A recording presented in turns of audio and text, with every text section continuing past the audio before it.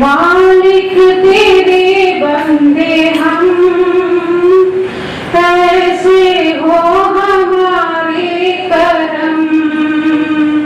नेकी पर चले और बदी से टले, ताकि हंसते हुए निकले दम।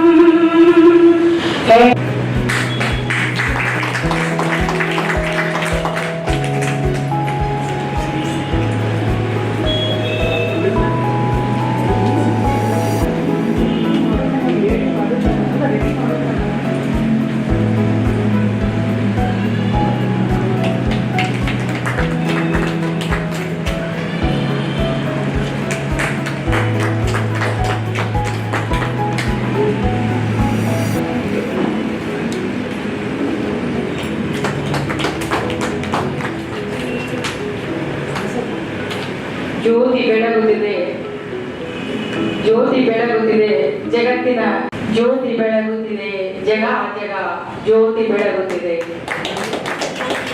ಜ್ಯೋತಿಯನ್ನು ಬೆಳಗಿಸಿದಂತಹ ಎಲ್ಲ ಗಣ್ಯರಿಗೂ ಧನ್ಯವಾದಗಳು.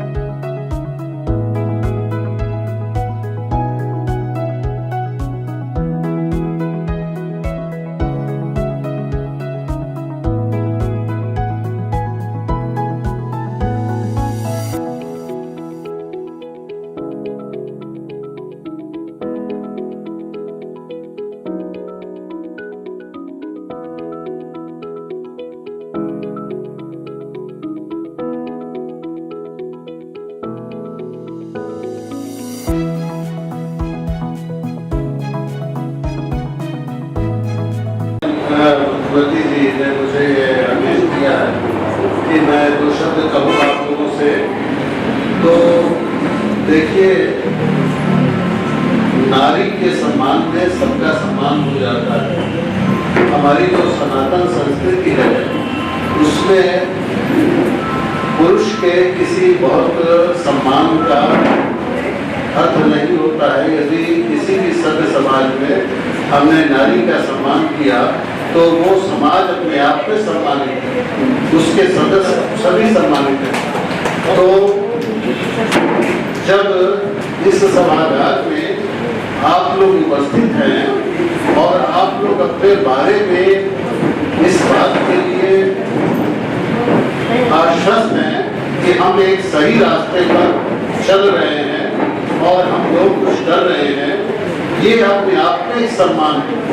मैं हमेशा ये कहता हूँ कि virtue is its own reward.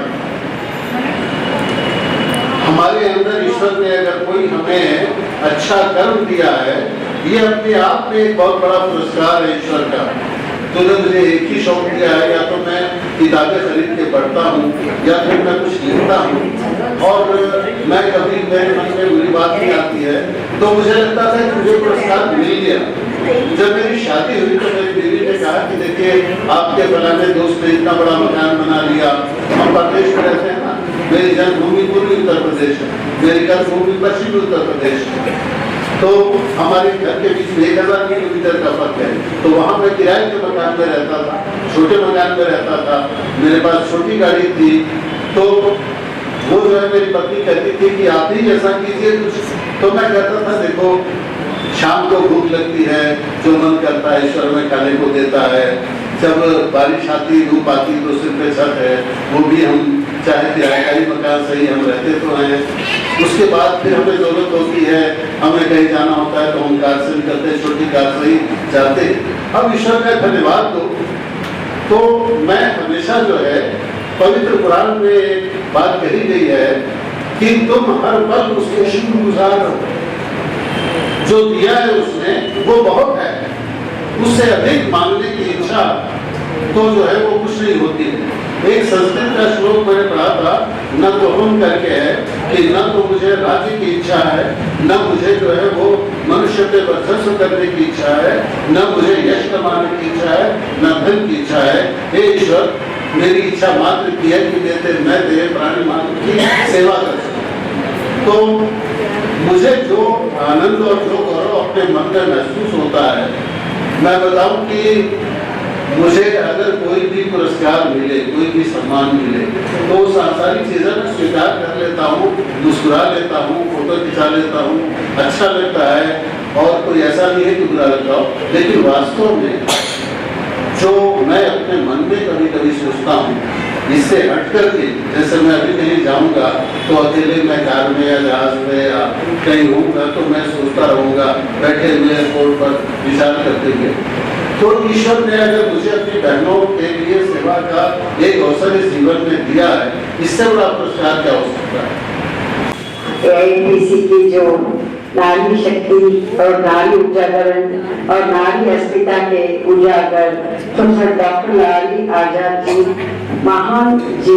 अपने महान जीवन यात्रा में अपना अगाध ज्ञान, शक्ति और नियम परिपालन और डिसिप्लिन तथा सिद्धांतवादी सांस्कृतिक साहित्यिक भारतीयता के पुजारी विश्व भर में संचार करके भारतीय महिला की श्रेष्ठता का निदर्शन कराने वाले युग पुरुष डॉक्टर लाली आजाद जी है, जो श्रेष्ठ प्रतिभान्वित हस्ती इस AIPC के संस्थापक है और इस संस्थापक के साथ जो एक छोटी सी झरना के रूप में प्रारंभिक हो गया था, लेकिन आज वो महासागर बन के पूरे संसार में व्याप्त होकर पहले सिर्फ महिलाओं की भावनाओं से सीमित, जो रसोई घर में ही दम घुटा कर अपने फीलिंग्स को एक्सप्रेस करने का मौका पाती थी और अपने को एक्सप्रेस करने के लिए चाहती थी,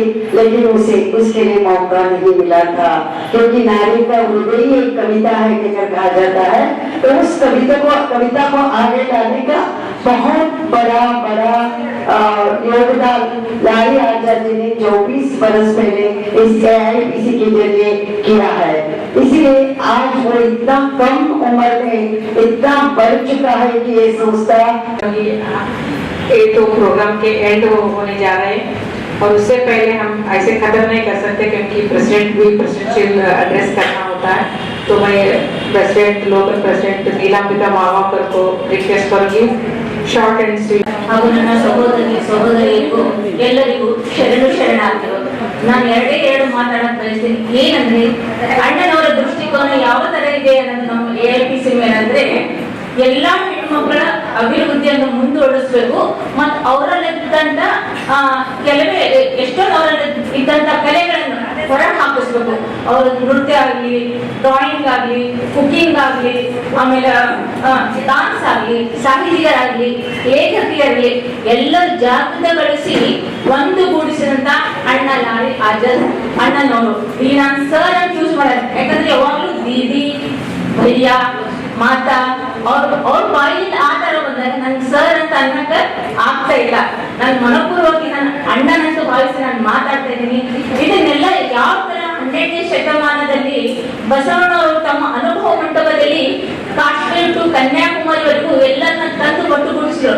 ರಾಜಸ್ಥಾನದಲ್ಲಿ ಇದ್ರು ಮೋಳಿಗೆ, ಮಾರಮ್ಮ, ಮಾತಮ್ಮ, ಆಮೇಲೆ ಲಕ್ಕಮ್ಮ, ಸತ್ಯಕ್ಕ ಎಲ್ಲ ಶರಣೆಯರು ಒಂದುಗೂಡಿಸಿದ್ರು. ಅವ್ರ ದೃಷ್ಟಿಕೋನ ಏನಿದೆ, ಇಲ್ಲಿ ಯಾರ ರಾಜನೂ ಇಲ್ಲ, ಯಾರ ರಾಣಿನೂ ಇಲ್ಲ, ಯಾವ ಪ್ರಧಾನನೂ ಇಲ್ಲ, ಎಲ್ಲರೂ ಒಂದೇ ಸರಳ ರೇಖೆಯಲ್ಲಿ ನಾನು ಮಾಡಿದಂತ ಕೆಲಸ, ಅದು ಇದು ಅವ್ರ ದೃಷ್ಟಿಕೋನ. ಅಲ್ಲಿನೂ ಬಸವಣ್ಣವ್ರು ಮಾಡಿದಷ್ಟೇ, ಯಾವುದು ಶ್ರೀಮಂತ ಇಲ್ಲ, ಬಡ ಇಲ್ಲ, ಜಾತಿ ಭೇದ ಇಲ್ಲ. ಅಲ್ಲಿ ಮಾಡಿದಂತ 12ನೇ ಶತಮಾನದ ಅಣ್ಣನವರು ಅದನ್ನೇ ಮಾಡಿದಾರೆ. ಈಗ 21ನೇ ಶತಮಾನದಲ್ಲಿ ಮಾಡಿದಂತ ಅಣ್ಣನವರು ಇವರು ಬಸವಣ್ಣವರ ಸ್ಥಾನದಲ್ಲಿ ಇದ್ದಾರೆ ಅನಿಸುತ್ತೆ ಇದೆಲ್ಲ ಸುಮ್ಮನೆ ಮಾಡಕ್ ಆಗಂಗಿಲ್ಲ. ನೋಡ್ರಿ ನಮ್ಗೆ ಎಲ್ಲಾ ಕಡೆಗೂ ಜಿಲ್ಲಾ, ತಾಲೂಕಾ, ಹಳ್ಳಿ, ಇಡೀ ನಮ್ಮ ಅಂತಾರಾಷ್ಟ್ರೀಯ ಮಟ್ಟದಲ್ಲಿನೂ ಎಲ್ಲರಿಗೂ ಒಂದುಗೂಡಿಸಿದ್ರು. ಇದು ಮಾಡಕ್ ಸಾಧ್ಯ ಇಲ್ಲ. ಒಂದು ಗುಲ್ಬರ್ಗ ಡಿಸ್ಟಿಕ್ ಎಲ್ಲರಿಗೂ ಒಂದುಗೂಡಿಸಕ್ಕಾಗಲ್ಲ. ನೋಡ್ರಿ ಎಲ್ಲರಿಗೂ ಒಂದುಗೂಡಿಸಿ ಬಾಂಧವ್ಯ ಸಂಬಂಧ ಅಲ್ಲಿ ಯಾವ್ದು ಭೇದ ಇಲ್ಲದೆ ಸರಳ ಮನಸ್ಸು ಆಡಂಬರ ಜೀವನ ಇಲ್ಲದೆ ಮಾಡಂತ ಪ್ರೇರಣೆ ನಮ್ಮ ಮಾರ್ಗದರ್ಶಿ ಆದಂತ ಅಣ್ಣನವ್ರಂತ ಹೇಳ್ತೀನಿ ನಾನು. ಆಮೇಲೆ ಒಂದೇ ಒಂದ್ ಮಾತಾಡ್ತೀನಿ, ಅವ್ರಿಗೆ ಇಟ್ಕೊಂಡ್ರಲ್ಲ ದೃಷ್ಟಿಕೋನ ನಾವು ಪಾಲಿಸ್ಕೊಂಡು ಹೋಗೋಣ.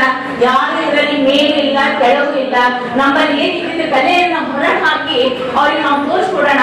ಅವ್ರು ಮಾಡಿದಂತ ಇದು ಕಾರ್ಯ ಅವ್ರಿಗೆ ಅಚೀವ್ಮೆಂಟ್ ಸಾಧನೆನ ಅವ್ರಿಗೆ ನಾವು ಹೆಮ್ಮೆ ರೀತಿಯಿಂದ ಅವ್ರಿಗೆ ನಾವು ಹೆಮ್ಮೆ ರೀತಿಯಲ್ಲಿ ಮಾಡಿರಲ್ಲ ಅದನ್ನ ನಾವು ತೋರಿಸ್ಕೊಡೋಣ ಅಂತ ನಾನು ಎಲ್ಲರೂ ಕಳಕಳಿಗೆ ಅಂತ ಕೇಳ್ಕೊಂತ ಇದೇ ರೀತಿ ನಾನು ಮುಂದುವರಿ ನಮ್ಮ ಅವರ ಆಶೀರ್ವಾದ ನಮ್ಗೆ ಇರಲಿ, ಅಣ್ಣ ಬಸವಣ್ಣನವರ ಆಶೀರ್ವಾದ ನಮ್ಮಲ್ಲಿ ಇರಲಿ ಅಂತ ಹೇಳ್ಕೊತ ಇನ್ನೊಮ್ಮೆ ಎಲ್ಲರಿಗೂ ನನ್ನ ಶರಣಾರ್ಥಿಗಳು.